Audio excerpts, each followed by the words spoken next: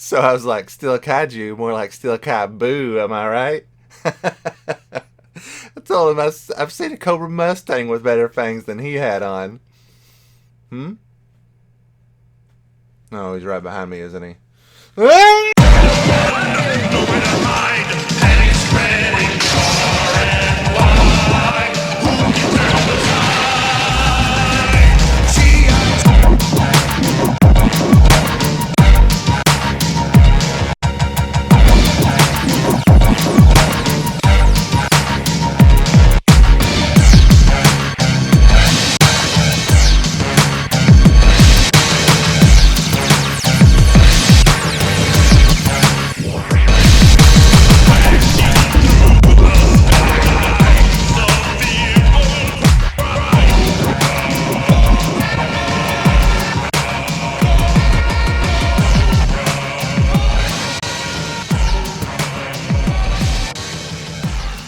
Hello, everyone, and welcome back to Anything Joe's, a collaborative journey through the world of G.I. Joe.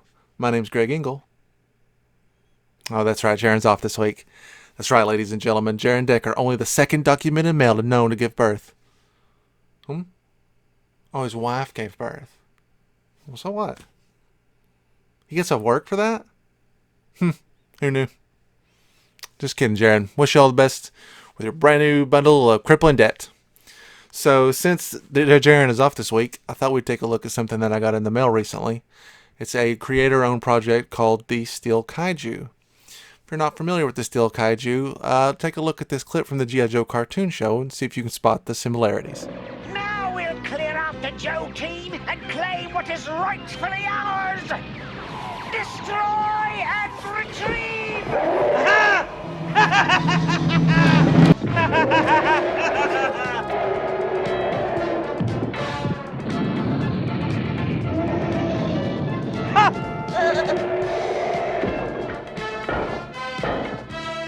This could be our only chance. Let's go for it. Keep moving. Maybe they'll forget about us. Scratch the forget part.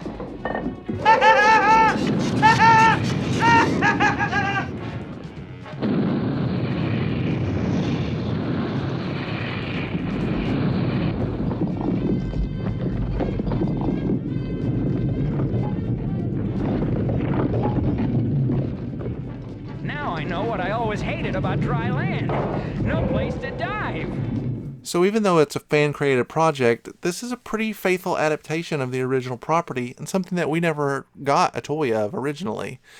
So let's open it up, take a look at the box art, see how this bad boy stacks up. Here you see the cardboard box in its native environment. Soon this healthy predator will be sliced open. Oh god, that's gotta hurt. Look at the guts everywhere.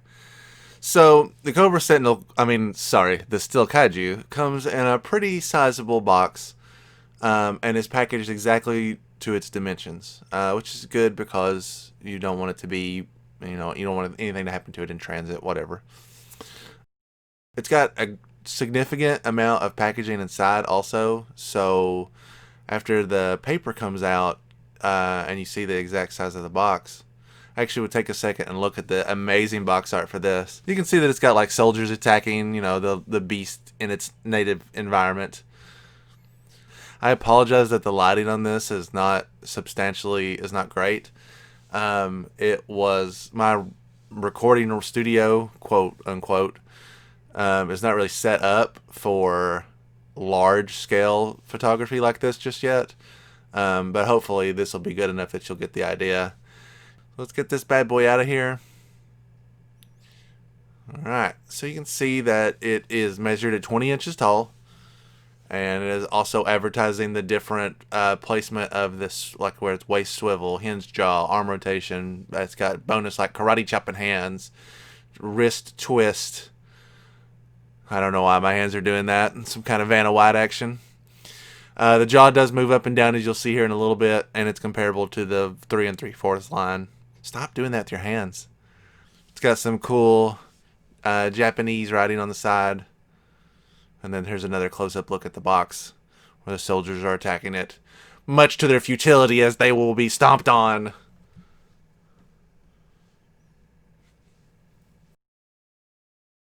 And then you can see the gold foil stamp that seals it, which we're going to break and open up.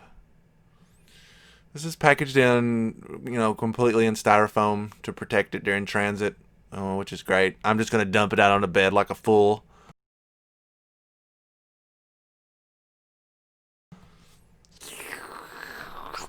Pop! Alright, then we're going to separate the two halves and see what we've got. And there she is, laid to rest many moons ago, waiting for someone to incant the ancient spell that awakes it from its slumber. How will he remove the beast from his box? By his hands? By his hands? No, how about his crotch? Let's just do that. There's the 2 extra hands that I was talking about. They're like, I guess, a karate chop in action is the only thing I can think of. Alright, let's take off this veil. Let's take off this veil. There he is in all his glory. You can see where his swivel's at in his waist because it's just misaligned ever slightly. Here he is from the back where you can see he's got like a coloring across the spine.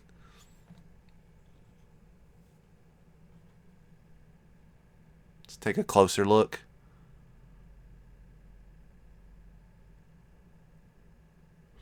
His mouth is hinged, so it does open and close.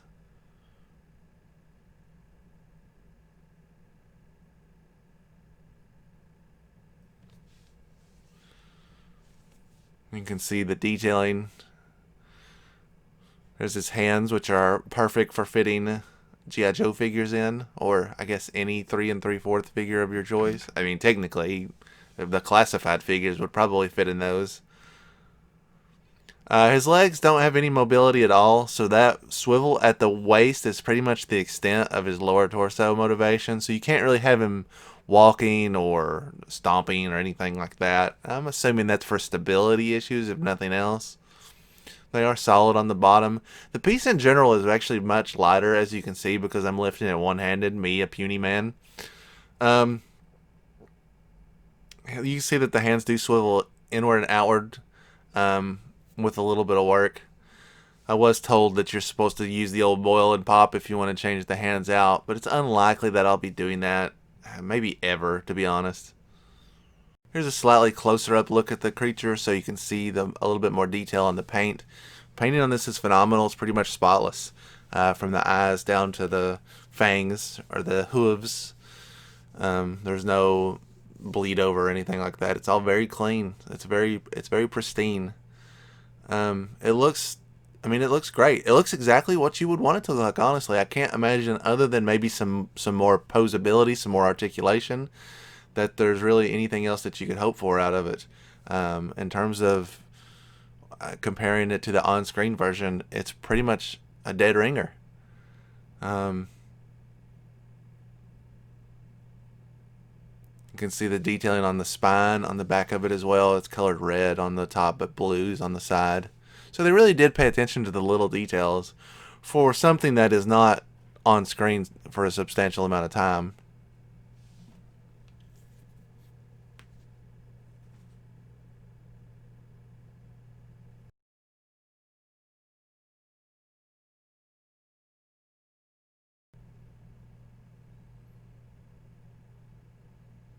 And there he is, ready to give you a hug.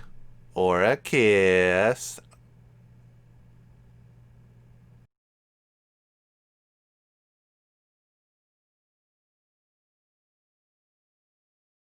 Give me a kiss.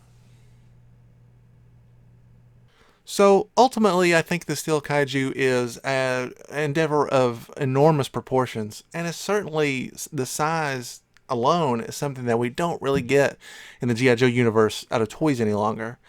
Admittedly, the posability is pretty limited, especially in the legs, so it doesn't exactly make a great. It's not great for playing, maybe not even great for toy photography, to be honest. but you can't deny the heartwarming, honest appeal of what a great looking piece it is. Even if you just use it as a statue, or in my world, it's like a coffee table book. It's something that I felt compelled to have out and on display with the rest of the other stuff in my Cobra universe. It was like a Cobra Palace accompaniment. So I don't regret getting it. It is definitely a hefty price tag for the average collector, but ultimately it was one of those things that I'd been pursuing actively for quite a while, so I was very glad to get it, and I am not disappointed in it at all. And that's it. So Jaron will be back next week, and as we start to prep for Cobra Convergence, and I hope you'll join us for that. Thanks again for joining us here at Anything Joe's, where anything's open for discussion and anything goes.